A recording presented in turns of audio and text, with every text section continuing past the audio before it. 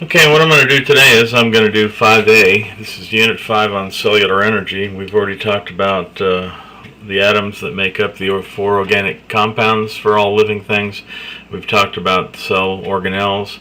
We've talked about how we get material in and out of the cell. And now we're going to talk about the energy that's specially for active transport that's going to actually power the cell. So you can see 5A, ATP, ADP cycle, which is shown right here. We're also going to talk about photosynthesis and cellular respiration equations. So basically what happens inside of a cell is we've got to make ATP. ATP is the energy, it's like the Energizer bunny for cells that allows us to do work. And the way we do that is we actually bring in food. If you're a plant, you bring in your food, you actually make it into glucose, and that glucose goes into here and with the help of some other things gets changed into ATP, and then that goes to your cells and we break off one of the P's, making ADP, and that releases a bunch of energy. So we get ADP and a phosphate, and that goes back up in here and gets re-energized to ATP, just keeps going around. So it's the ATP-ADP cycle, and this is adenosine triphosphate. And you can think of adenosine triphosphate as actually being powered by glucose.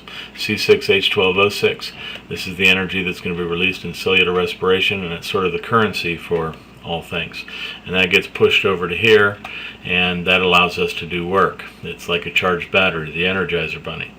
And examples for this is the things that are needed for cellular transport to actually make things go across the or against the concentration gradient, where there are things inside the cell more than what's in the blood, but the cell still needs more of it, so it actually pulls it in against the concentration gradient. Then once that energy is released, we have ADP and a released free phosphate, and that's happened two extra ones. And that actually is the adenosine diphosphate, ADP, and a free phosphate. And this is the uncharged battery, and you can see the Energizer bunny up here with a IV of an Energizer 9-volt battery to charge it up.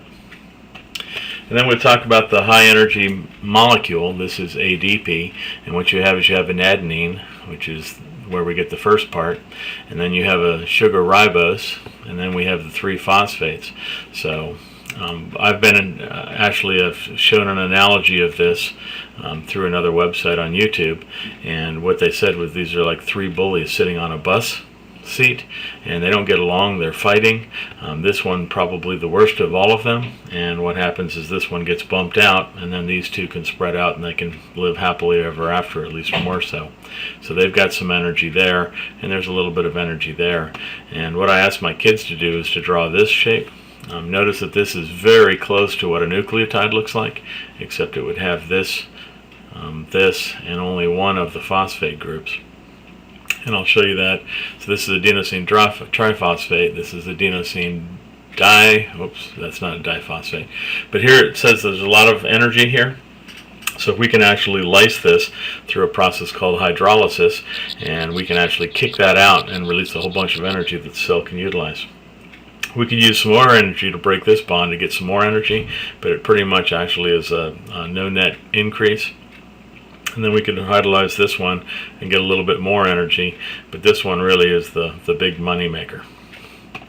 And then so here's ADP and the Energizer bunny with fully charged battery, and then we hydrolyze that one off, making a free phosphate and ADP, the partially charged battery, and you can see the sort of tired Energizer bunny. So we've got ATP, 3 phosphates, ADP, 2 phosphates, and here is AMP, adenosine monophosphate, which is a nucleotide, and you can see the individual phosphate right there. And remember, they want to be bonded, and in this case it wants to be bonded 5 with 5 bonds, 2 with this oxygen, 1 with that, 1 with that, and 1 with that. So if we actually break that away, we can actually put another phosphate. This is what we normally put on there when we do dehydration synthesis, is we put a hydroxyl ion on the outside, but then we can break that by bringing in a water, which will actually pop that off, and then we can put 2 more phosphates on there to make ATP. Okay, the last slide for 5A is talking about the equations for photosynthesis and cellular respiration. I'm going to put those in here, but let's talk about photosynthesis for a second. Even in elementary school, you realize that sunlight for photosynthesis comes in, as well as carbon dioxide from the air and water up through the roots and the stem of the plant, and then somehow, magically, that gets made up into carbohydrates and oxygen. So, who can do this? These are autotrophs, also called producers. These are things that can make their own food. Plants make the food for all living things. Autotrophs actually make the food, and then us, a consumer, we actually steal it from the autotrophs. So we need to benefit from that glucose also, because that's the currency for living things. So, chlorophyll is the key. So what basically happens is we get energy from light going in, and that energy actually takes these two molecules and changes them into these two molecules. Now, normally what we do is we say it's CO2 plus H2O equals carbohydrates and oxygen with the addition of sunlight, but that doesn't really work all that well. What we need is something called stoichiometry, and we got to figure out how many carbon dioxides do we need to make carbohydrates and how many waters do we need to make carbohydrates and oxygen. So the way the equation is set up, it's not just CO2 plus water plus sunlight equals carbohydrates and water. It's actually 6 CO2, 6 waters plus sunlight equals one monomer of glucose and 6 oxygens to be released. And the way it works out is to make this sugar, I need 6 carbons. So you go over here to this carbon dioxide, you put a 6 in front of it, and you got your 6 carbons.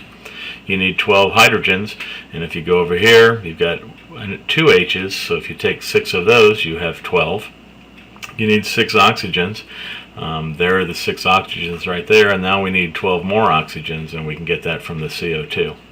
So this is a stoichiometry balanced equation where we can actually set it up.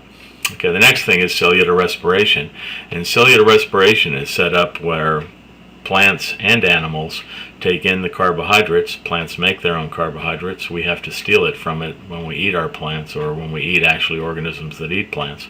And then they have to breathe in oxygen, and with that we can actually release, and these again are autotrophs, these are heterotrophs, these are consumers, because they actually have to consume things. So all life, autotrophs making their own food, heterotrophs having to eat something else to consume the glucose, and then what we actually do is we get the energy released that we got from the sunlight up here as ATP. And then we also breathe out CO2, and we give off water either through our skin or through urine or through feces, but we actually give off water. Now the equation stoichiometry is exactly the same as this. So we have the reactants going in on this side, and we have the products. Down here we take the products of photosynthesis, we take the sugar, and we take oxygen. Sugar we eat, and oxygen we breathe, and we give off carbon dioxide, 6 of them, water, 6 of them, plus a whole bunch of ATP. And we'll talk more about this in 5B.